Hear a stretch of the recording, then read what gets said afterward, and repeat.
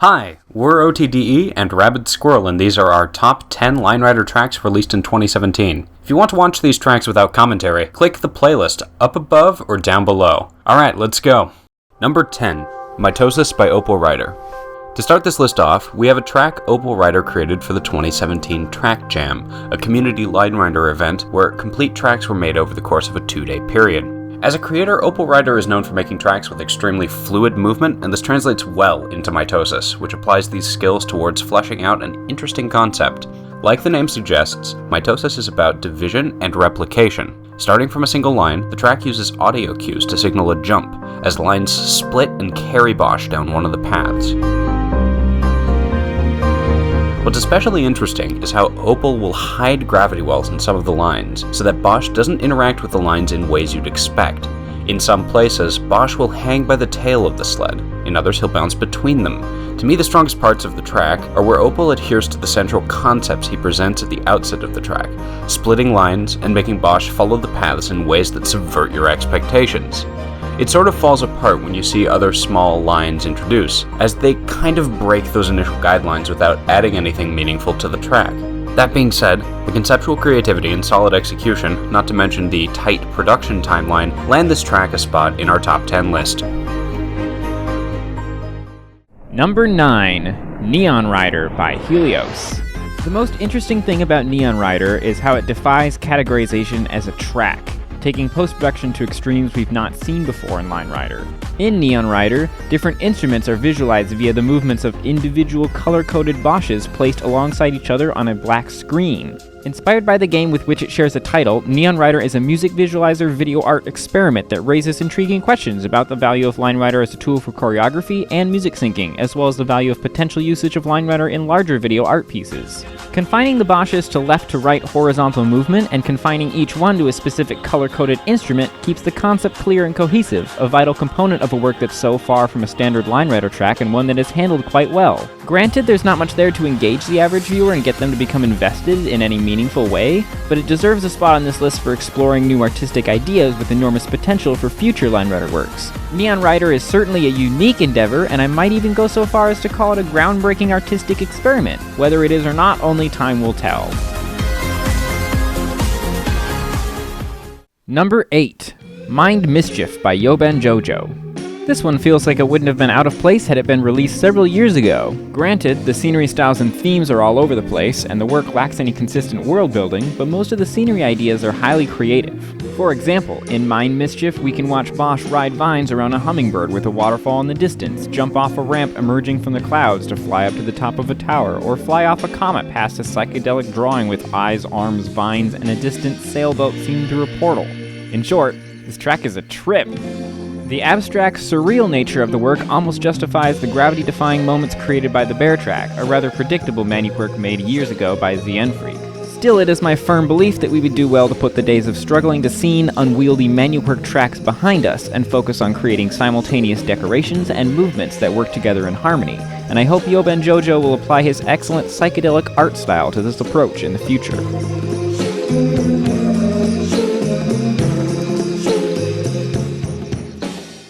Number 7, Surf by Hanneman. We have a relative newcomer holding down the number 7 spot with Surf, a jaunty little experimental piece by Hanneman. Given how quickly Hanneman made it, I was surprised how much this work resonated with me. The work is set to the Surf music from the Pokemon series, which holds a special place in my heart, and I'm happy to report that this track does the song justice. What I'm especially struck by in this piece is how well Hanneman moves Bosch with respect to the shape of the different notes in the music. When the music is emphasizing each note in small bursts, you can see Bosch speed up suddenly. It evokes the same kind of wave riding I imagined when I would play Pokemon as a kid. It uses a lot of unusually shaped curves and loops to achieve that same sort of rollicking, bouncing motion, but the track loses me when it uses rising horizontal lines and straight lines to try and achieve the same effect. These are good ideas on their own, but in the context of this piece they can feel somewhat out of place. That aside, the rest of the work is well executed, so I don't mind all that much. It's a beautiful short piece from one of 2017's most promising new Line Rider artists. Number 6, The Wilderness by These People. Disclaimer, I'm one of the people in this, but I'm mostly hooting and hollering about the parts other folks made in this track. In a couple words, this track is old school. The Wilderness is a throwback to a bygone era of Line Rider, one in which makers of scenery tracks would attempt to marry classic Tech Dog style world building with Manuquirk, a style that would become less and less scenable as time passed. The shading and detailing are appropriately minimal given the relative density of the scenery, and the work does a decent job of making the world feel tangible, something Bosch is interacting with and moving through, without falling into the trap of feeling overly railroaded or deterministic. This track fails, like all of the tracks from the era it evokes, when it attempts to reconcile the track's shape with the scenery's aesthetic. In this work in particular, smooth manuals and near-circular curves are difficult to place in a jungle world, meaning sacrifices to artistic clarity were made because of the track's restrictions. What's important, though, is that it manages to world build fairly well in spite of these setbacks, earning it a spot on this list. Number 5, Anemoia by Helios. This is the rare Line Rider work that fills me up inside with warm, fuzzy feelings despite being shockingly simple. The remarkably uncomplicated sledding makes Anemoia easy to overlook, and I'll admit that I didn't think much of it on first watch, but boy did it grow on me. It's really amazing how well a pencil scribble flat sledding at high speeds can match the feel of a busy background groove in the music. I'm actually amazed that no one thought of this technique before this release. And then the structure of the work is top-notch, starting off with smooth flat sledding and progressively adding the pencil scribble, then syncing the bumps with the piano, and then going high speed, before finally ending the work how it began with more smooth flat sledding. The moment where Bosch is slowly falling through space and then suddenly lands, sledding at breakneck speeds on pencil squiggles, consistently makes me smile and feel good about everything. Ultimately, while Anemoia is not a terribly impressive accomplishment or bold statement, it is one of the simplest Line Rider works that I've ever counted amongst my favorites, and I think that speaks to the strength of the work. For all of these reasons, Anemoia has clearly earned the number 5 spot on this list despite its deceptively simple appearance.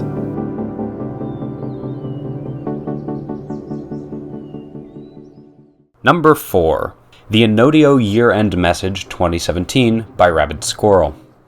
It's extremely rare to get paid, commissioned Line Rider work, and artistically, it can often be tricky business to walk the line between genuine artistic expression and shameless corporate shillery. Rabid Squirrel manages to make a genuinely impressive artistic piece here, however, by successfully merging multiple styles of shading with a text-based narrative that matches the scenery every step of the way. A lot of these shading styles either weren't possible due to line density restrictions in previous versions, or because the precision required to make them was prohibitively time-consuming. The cave section is a fresh and inventive take on the genre, and the music note terrain is a neat callback to a community scenery project from a couple of years ago. The narrative itself is a bit campy, and it's a message that was built to resonate with literally only the employees of Enodio, which means that almost everyone who watches this track should probably go into it with the understanding that it wasn't exactly made for them, but the creative shading, effective juggling of multiple world-building methods and styles, and solidly built narrative are more than enough to put this track into the top 10 on its own merits. Number 3, Dangerous Cargo by OTDE. This groundbreaking work by OTDE reaches into the relatively untrodden land of storytelling in Line Rider and comes up with something undeniably fresh, innovative, and entertaining. The track itself is bookended by sections utilizing heavy post-production. The use of night mode to evoke space is undoubtedly effective and raises important questions about the value of Line Rider mods as tools for creating art. Likewise, the practice of creating short clips with Line Rider for use in a larger video art piece is very new, and thus OTDE's remarkably effective use of this technique raises more questions about the best ways to use Line Rider as a tool for telling stories. Philosophical questions about innovation aside, Dangerous Cargo tells a compelling narrative that, while at times confusing and vague, certainly manages to grab the viewer and get them invested in Bosch's fate, and it does this in under 2 minutes, an impressive feat. Additionally, the central track itself is probably the best modern example of scenery decoration matching the music, and, unlike OTDE's 2016 scenery-heavy release The Gorge, contains some of the best examples of harmonious integration of track and scenery in Line Rider history. Now, one specifically is up and moving to the door. He has found the access panel situated. It's clear that the track and scenery in Dangerous Cargo were created simultaneously, and this translates into one of the work's greatest strengths. That, along with the compelling narrative and groundbreaking art techniques, easily lands Dangerous Cargo the number 3 spot on this list.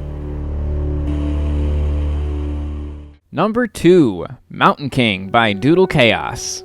I probably overuse the phrase mic drop, but if any track deserves to be described as such, it is this one. I mean, seriously, this was Doodle Chaos's debut track. He made it within 2 months of discovering Line Rider, and it was almost certainly the most viral Line Rider video of all time. How did this happen? Well, the video starts simple enough that it is able to serve as an introduction to Line Rider before building to a climax that is both hilarious and wildly dramatic. Combine this with the satisfaction of watching Bosch's movements sync up perfectly with an extremely well-known piece of music, add some tasteful music notation-themed scenery decorations, and you've got a smash hit in gaming circles and classical music circles that anyone who enjoys visual sync with music is also able to appreciate.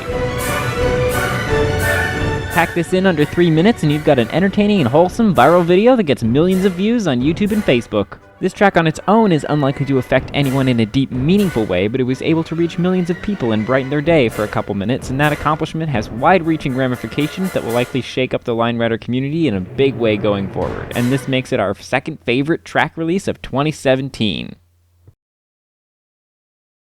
Finally, at number 1, This Will Destroy You by Rabid Squirrel. Good lord, how do I begin to describe this one?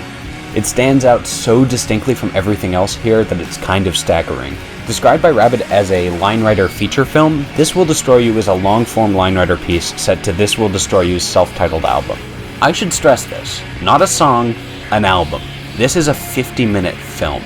In the vein of Fantasia-styled synchronized animation, This Will Destroy You consists of 7 non-narratively based vignettes contained within a single track, with a focus on matching the various tones and colors of the music in thematic ways. The sheer length of each song gives Rabid the space to explore and build a library of visual leitmotifs, and as the track goes on, Rabid draws from inspirations new and old alike to achieve powerful, visually stunning effects. At times, the track is cluttered and dense, expanding as the music builds in intensity. At other times, it's full of raw, visceral emotion as grungy guitars grind mercilessly in the background. And still other times, it is quiet and meditative as the music is ponderous, soft, all-encompassing. Rabid is able to walk the pathways the music presents with an incredible effectiveness, and the result is a work so expansive, so innovative, so complete, that I can with full confidence call this my favorite track of 2017.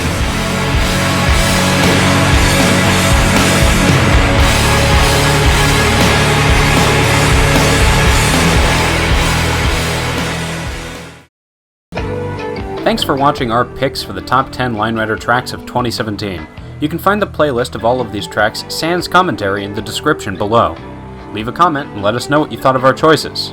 You like them? You hate them? Think they're weird? You think they're neat? Any of those. Anyway, if you enjoyed this video, click that other link below to buy us a coffee.